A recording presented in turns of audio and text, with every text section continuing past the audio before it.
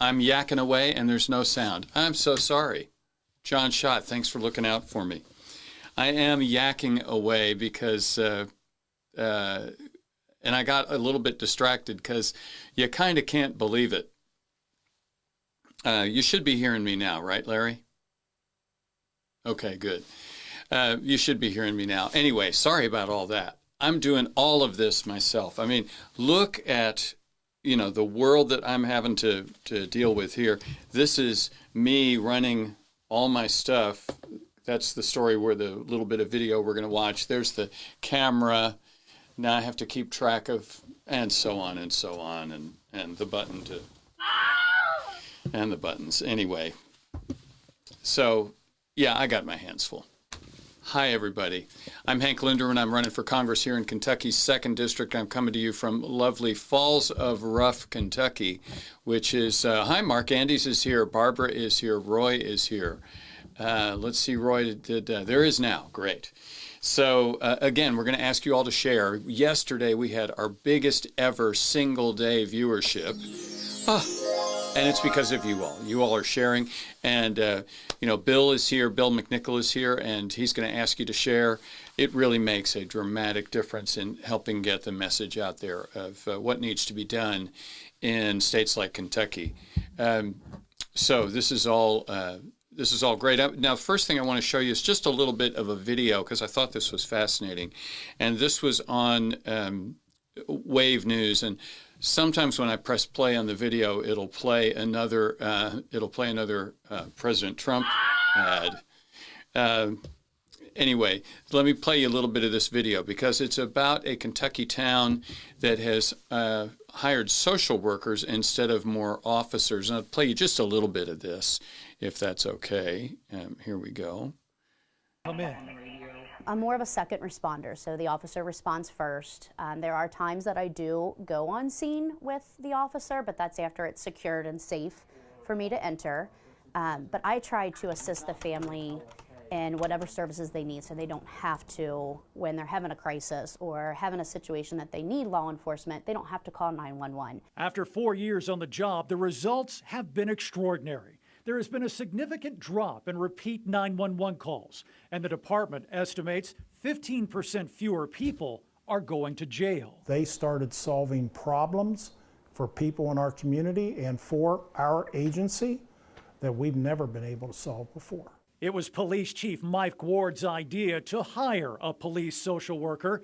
Now retired, he says there was resistance at first on the part of his officers who wanted him to hire more officers. In the end, it was his budget that made it an easy choice. It was close to a $45,000 to $50,000 annual savings from hiring a police officer the first time to hiring a social worker. Could this work in Louisville? Sure, it could work in any department in this, any community in this state. Well, and there we go. That's my belief. What a great idea. I firmly believe that. I'm going to say that's something you all might want to go look at. That's at Wave News, Wave Channel 3 in Kentucky. Everybody show. Roy Frazier has shared. Thank you. That makes such a difference. It really does. And, you know, before I forget, I want to let you all know that we're going to have, do you remember you remember Dr. Gregg? Dr. Gregg is going to be back a week from today. He'll be back on Thursday, and I've asked him to talk to us about hydroxychloroquine. And of course, tomorrow we're going to have Chris Folsom, and Chris is a wonderful singer-songwriter and an inspirational character to the likes of me. So let's start doing some stuff. Let's maybe we should do some numbers. Here we go. And actually, you know, maybe the way I'm going to do this, let's see if I can do it this way. I'm going to switch over to, there might be a way to do this. There we go. Look at this mess I'm making, folks. I'm learning something new every day. So this is there we go. So now I've got my numbers here. It's kind of difficult for me to see. Let's see if I can see them otherwise. Anyway, I want you to look at those numbers and notice that our deaths are just climbing up. And actually, I think I'm going to have to do it this way. I'm going to turn this off. Notice that we've got 66,900 new cases in the United States, but almost 1,500 new deaths, which is terrible. So we are not getting away from the virus, as we have known all along. This is the top 10 in the country. Maybe we have 11 there. 1, 2, 3, 4, 5, 6, 7, 8, 9, 10, 11. And notice the California is once again in the lead for new cases, for new daily cases, but Florida and Texas are right there with them. And Florida has jumped up in daily deaths, as has Texas. Texas is number 1 in the country right now. This is not a race you want to win. And here is Kentucky. We still are increasing our new cases by 600. A little while ago, 600 would have been the second largest amount of daily new cases that we'd ever had, but that's no longer the case. So I guess we will still have a whole bunch of work to do. Now, the story of President Trump wants to delay the election.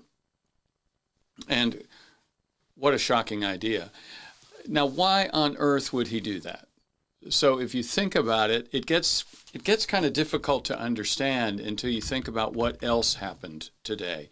And the other thing that happened today that's important is that the economy, we got the numbers on the economy for the second quarter, and it's basically a 32% contraction in the gross domestic product. So probably what's going on here is President Trump deciding that maybe he can distract us with something. So once again, he's trolling America. Now, I do have, I did have some, let's see if I've got another picture from this. Yes, here we go.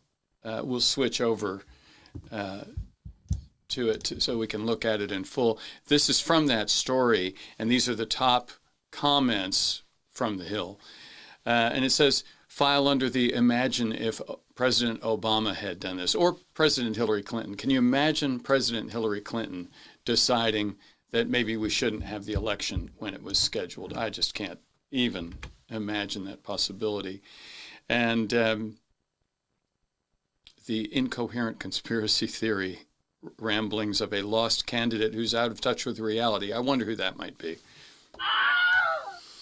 And at the end, you know, I've been calling for this for, I think, a few months, that President Trump, his best option at this point is going to be to resign. And I really do believe that's the case. Let's look at this. These are some headlines that these came from Memorandum. And Memorandum, you know, memorandum.com, if you're not aware of it, is one of my sources every day. Unfortunately, I'm pretty obsessive about checking on it. Memorandum.com is the hit parade for political stories. It doesn't lean one way or another. All it is about clicks. So if we go back and look at this, Representative Louis Gohmert from Texas recently bragged that he's all in on taking hydroxychloroquine for COVID, but he's caught COVID-19. And the reason they caught him was because he was about to get on Air Force One, I guess, with President Trump, and they tested him and found out he's got the disease. He's also been apparently belittling his staff for wearing masks. When they wear masks, he makes fun of them, which that's not leadership. He refuses to wear the mask, has been refusing for quite some time. I don't know if he's the one who wore the gas mask on the floor of the House, but we have another GOP congressman who did that. Anyway, Representative Gohmert is suffering. And look, we don't want him to die. It would be fine with all of us if this disease ended. We, of course, believe that really the way to deal with this is we're going to have to go Godzilla. I think what I need is a roar. I think I need a roar for Godzilla. I've just realized that. I'll have a roar by tomorrow of Godzilla. Now let's see, where am I? I'm a little bit lost. That's right. We already went there. Yes, we do have we have very sad news. If you remember a gentleman named Herman Cain, who ran for president back in 2016.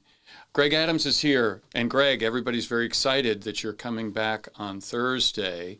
And Greg has shared More Angels Get to Fly.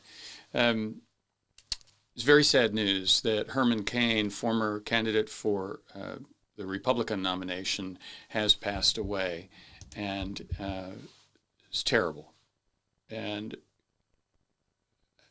I just don't know what else to say about that, but it's very, very sad. I guess he had announced that he'd caught the disease a little while back, and, just a terrible, terrible thing. Let's see what we've got next. This is a headline from the Washington Post, and it says, born-again fiscal conservatives are a sign of Trump's weakening hand in Congress. There you can see it. And notice we've got another Texan, Ted Cruz. Mark Maselli says, by the way, regarding Louis Gohmert, no, you're right. It's about Herman Cain. They don't know for sure if he caught the disease at President Trump's Tulsa rally or not, but he had attended the rally 10 days before he was found to have the disease. So it's possible, but there's no conclusive proof yet that is how that's how he got it. Anyway, I'm sure you all remember that whenever Democrats are in power, the Republicans are very concerned about deficits. They're very concerned about where we're spending money and how we're spending money, and they're scolding quite a bit about deficits. Well, they haven't been doing that while President Trump has been in office, and in fact, far from it. They voted for a tax break for the wealthiest people in the United States. $2 trillion is the size I've seen for that tax break. When President Trump entered office, I believe we had a deficit of $20 trillion, and now we're up to $26 trillion. And the telltale sign here is for Republicans to start being concerned about the deficit means they are becoming convinced that President Trump is going to lose this November. And it sure looks like that. Now, that does not mean that any of us can relax. We're going to have to continue to work. And because if you give President Trump if you give him a quarter of an inch, he's going to take 500 miles, So we are going to have to still step up and do whatever it is we need to do to be sure that he is defeated this November. There is a very good possibility that he resigns, that he cuts a deal with Vice President Pence, that President Pence could pardon him and free him from any federal prosecution. But I think this is an important consideration. Another story from Politico is why President Trump might quit. They take a slightly different angle. They talk about it from the angle of Lyndon Baines Johnson deciding that he wasn't going to seek re-election. I think President Trump is going to have to resign, or he's going to be facing severe retribution through the federal courts, through the federal justice system. And I guess I have a question. I wonder if he is pardoned by incoming President Pence. In other words, if he resigns and makes a deal with President Pence, and President Pence pardons him from federal prosecution, I wonder if the incoming Congress would still be able to impeach him, because apparently you can impeach someone who is no longer in office. And if he's no longer in office, he gets impeached and then convicted in the Senate, that would prevent President Trump from being I keep forgetting. I should have it, like that. Possibility would be that you know who I'm talking about, would potentially be a candidate in 2024, so we would need to prevent that. So that's the purpose of doing a new impeachment and hopefully conviction in the Senate. And I think I need to talk a little bit more. I'm not sure exactly what about, but I've been facing up to this idea of, let's suppose that Democrats take more seats in the House this time. Let's pretend that Democrats expand their lead in the House and that they take the Senate and that they take the presidency. The warning that I have for everybody is that we will then have roughly 2 years to accomplish enough that will make a difference in districts like the 2nd District. And remember, in rural districts have been, they've been ignored for quite some time, yes, by Democrats, but also by Republicans. Republicans really haven't done very much for rural Kentucky, for example. The tariffs that were put on Chinese goods resulted in the Chinese putting tariffs back on Kentucky farmers. Kentucky businesses related to steel and aluminum and so on saw their costs go up tremendously. So this really President has not really helped us here in Kentucky. He was planning on bringing back coal. All that happened was we got 120 new jobs in coal in this state. We also got a big uptick in black lung disease in eastern Kentucky, something like 450 new cases. If it had been almost any other disease, it would have been national news. So President Trump has been ineffective. He's not really done anything for rural America, except, this is very, very important, President Trump has acknowledged rural America and rural Americans and working Americans. He said, I see you. I see that you are being screwed. Now, what they didn't hear was when he said, and now it's my turn. Because he certainly has screwed them over. Now, he gets away with this stuff, and the Republican Party gets away with this stuff, this fake populism. Donald Trump is no populist. He gets away with this fake populism because there's no credible alternative from the Democrats. There's no credible response. Now, that's why, with the help of many others, I've come up with the Contract for Rural and Working America, and that's something you can find on our website, which of course is at hank4kentuckyky.com. You can print your own copy and get a look at it. But like I say, we're going to have about 2 years to make a difference in the lives of people who live and work in rural America and people who work all over America.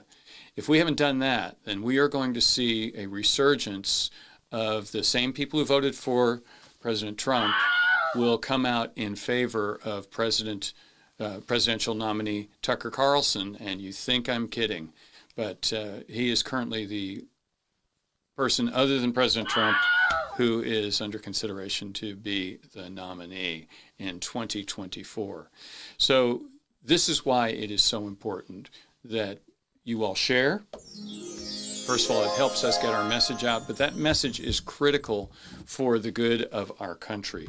It is critical for us to deal with the problems of rural people, of working people, and those will make a big difference in the lives of people in cities as well.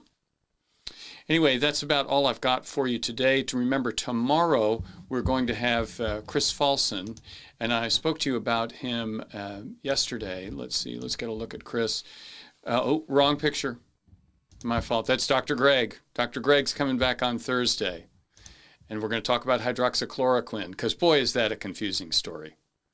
I tell you, I read all this stuff that I can about hydroxychloroquine, and boy, wouldn't it be perfect if hydroxychloroquine worked, because it's off patent, it's relatively inexpensive, all you'd have to do is make a bunch of it, so that wouldn't be that difficult.